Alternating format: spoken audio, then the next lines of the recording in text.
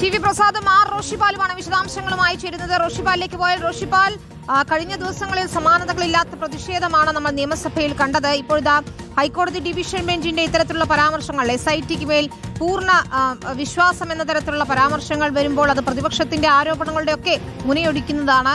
എന്താണ് പ്രതിപക്ഷത്തിന്റെ അടുത്ത നീക്കം? ഇപ്പോഴും SITക്ക് മേൽ സമ്മർദ്ദം എന്ന ആരോപണത്തിൽ ഉറച്ചു നിൽക്കുകയാണോ?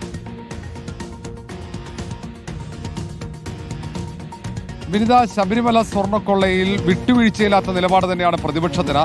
ശബരിമല സ്വർണ്ണക്കൊള്ളയുമായി ബന്ധപ്പെട്ട മന്ത്രി VN വാസവന്റെ രാജി ആവശ്യപ്പെട്ട 2 പ്രതിപക്ഷ MLA മാർ ഇപ്പോഴും നിയമസഭാ മന്ദിരത്തിൽ അനിശ്ചിതകാല സത്യാഗ്രഹം തുടരുകയാണ്.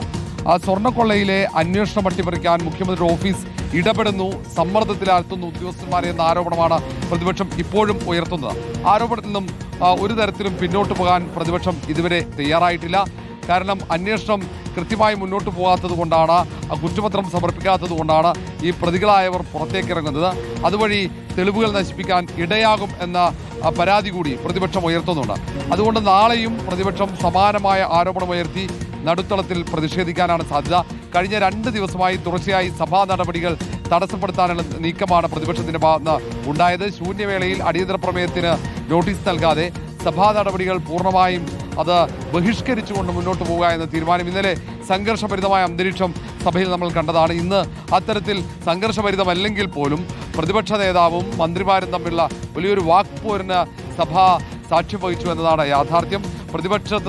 നേതാവിനെ ലക്ഷ്യമിട്ട്, പ്രതിപക്ഷത്തെ ലക്ഷ്യമിട്ട് മന്ത്രിമാർ ഒന്നാകെ അത്തരത്തിൽ വാഗ്വാദത്തിന് ഇറങ്ങുന്ന ഒരു സാഹചര്യമായിരുന്നു ഇന്ന് നിയമസഭയിൽ ഉണ്ടായത്. സമാനമായ സാഹചര്യം ഉണ്ടായിക്കഴിഞ്ഞാൽ ഒരുപക്ഷെ വെള്ളിയാഴ്ച കൂടിയേ അത് കഴിഞ്ഞാൽ പിന്നെ ഇടവേളയാണ്. 23-നാണ് സഭാ സമ്മേളനം ചേരുക. ഇന്ന് ബജറ്റിന്റെ ചർച്ച പൂർത്തിയായി കഴിഞ്ഞു. അതുകൊണ്ട് തന്നെ നാളെ വലിയ തർക്കത്തിലേക്ക് കാര്യങ്ങൾ പോയാൽ ഒരുപക്ഷെ ഈ ആഴ്ച സഭ പിരിയാൻ സാധ്യതയുണ്ട്. ശരി, റോഷിപാലാണ് വിശദാംശങ്ങൾ നൽകിയത്. നമുക്ക് ടി വി പ്രസാദിലേക്ക് കൂടി പോകാം. പ്രസാദ്, ഏതായാലും കുറ്റപത്രം സമർപ്പിക്കാത്തതിനാൽ സ്വാഭാവിക ജാമ്യം കിട്ടി പ്രതികൾ ഓരോരുത്തരായി പുറത്തിറങ്ങുകയാണ്. ഉണ്ണികൃഷ്ണൻ പോറ്റിക്കും ഉടൻ തന്നെ ജാമ്യം കിട്ടിയേക്കുമെന്നാണ് കരുതുന്നത്. SITക്ക് പക്ഷേ ഈ ആരോപണങ്ങൾക്കിടയിൽ വലിയ ആശ്വാസമാവുകയാണ് ഹൈക്കോടതി ഡിവിഷൻ ബെഞ്ചിന്റെ ഇന്നത്തെ നിരീക്ഷണം. SITയുടെ അടുത്ത നീക്കം എന്തായിരിക്കും? കുറ്റപത്രം എപ്പോൾ സമർപ്പിക്കാനാണ് ആലോചിക്കുന്നത്?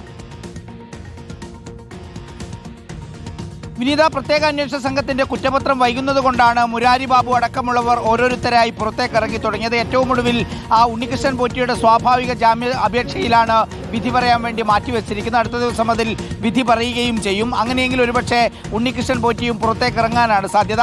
അതായത് ഇനിയിപ്പോൾ ഉണ്ണികൃഷ്ണൻ പോറ്റി അടക്കമുള്ളവർ പുറത്തേക്ക് ഇറങ്ങിയാൽ തെളിവ് നശിപ്പിക്കൽ ഉൾപ്പെടെയുള്ള കാര്യങ്ങൾ എളുപ്പമാകും എന്നുള്ളതാണ്. അത് പ്രത്യേക അന്വേഷണ സംഘത്തിന്റെ ഗുരുതരമായ വീഴ്ച തന്നെയാണ് കുറ്റപത്രം സമർപ്പിക്കാത്തത്. പക്ഷേ ഹൈക്കോടതി ദേവസ്വം ബെഞ്ച് പൂർണ്ണമായി പ്രത്യേക അന്വേഷണ സംഘത്തെ വിശ്വാസത്തിലെടുത്തുകൊണ്ടാണ് പറയുന്നത്. അങ്ങനെ ധൃതി പിടിച്ച് കുറ്റപത്രം സമർപ്പിക്കേണ്ട കാര്യമില്ല. കൊടുക്കുന്ന കുറ്റപത്രം ക്ലിയർ ആയിരിക്കണം. വളരെ കൃത്യമായിട്ടാണ് പ്രത്യേക അന്വേഷണ സംഘം മുന്നോട്ട് പോകുന്നത് എന്നാണ് ഹൈക്കോടതി ഡിവിഷൻ ബെഞ്ച് പറയുന്നത്. പക്ഷേ ശബരിമല സ്വർണ്ണക്കൊള്ളയുമായി ബന്ധപ്പെട്ട ജാമ്യാപേക്ഷകൾ പരിഗണിക്കുന്ന ഹൈക്കോടതിയുടെ സിംഗിൾ ബെഞ്ചിന് അഭിപ്രായം വ്യത്യസ്തമാണ്. അതായത് ശരിയായ രീതിയിലല്ല പ്രത്യേക അന്വേഷണ സംഘത്തിന്റെ മുന്നോട്ട് പോക്ക് എന്നാണ് സിംഗിൾ ബെഞ്ച് ഈ കേസിൽ പറയുന്നത്. ചുരുക്കത്തിൽ ഇതിൽ ജഡ്ജിമാർ തന്നെ 2 തട്ടിലാണ് എന്നുള്ള കാര്യത്തിലേക്കാണ് വരുന്നത്. എന്തായാലും ഇന്നത്തെ ഹൈക്കോടതി നിരീക്ഷണം അത് പ്രത്യേക അന്വേഷണ സംഘത്തിന് ഒരു ആശ്വാസമാണ്. ഇനിയിപ്പോൾ VSSCയിൽ നിന്ന് കിട്ടാനുള്ള റിപ്പോർട്ട് ഉൾപ്പെടെ പരിശോധിച്ചുകൊണ്ട് അടുത്ത മാസം മാർച്ച് മാസം കുറ്റപത്രം കൊടുക്കുന്നതിനെ കുറിച്ചാണ് പ്രത്യേക അന്വേഷണ സംഘം